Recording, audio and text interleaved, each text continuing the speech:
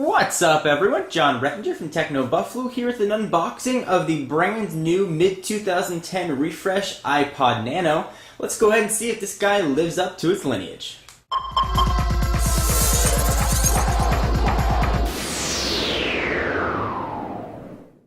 Alright, so this generation iPod Nano is a complete departure from previous generations. Gone is the click wheel that we've known to love or loathe, and replaced with a just touchscreen only. It's a 1.4-inch TFT display with a 240 by 240 pixel resolution.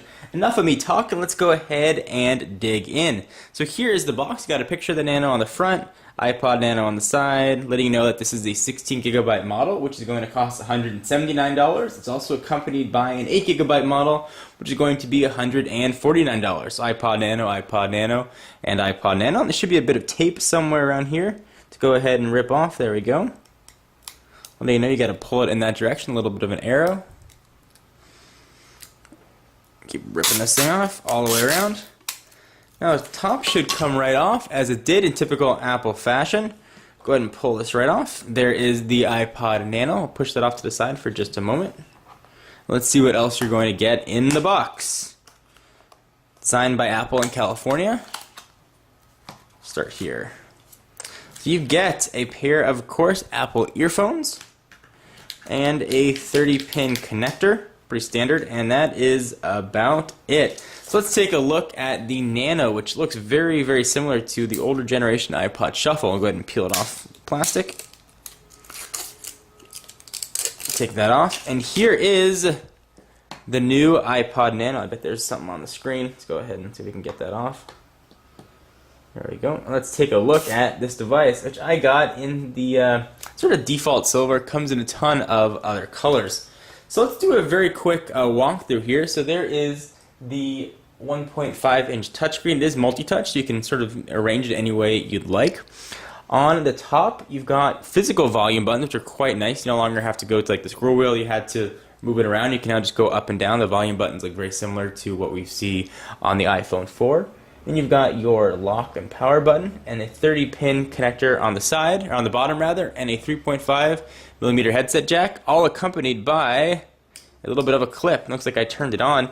Let's take a look here and do the walkthrough. We will select English. Done. And it looks very iOS-ish, but this is actually not running iOS. It just happens to look like it. So here is the home screen, and you can go ahead and scroll through and see all the icons. We'll start here. We've got playlists.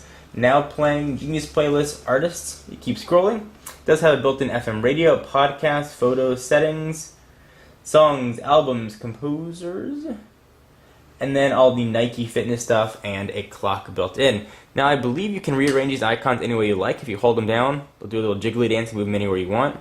We'll just leave them right there. Also, hit that home button right at the top. But you can rotate the screen, which indeed you can. And let's say you are somewhere in one of the menu settings. So let's say we're here in settings.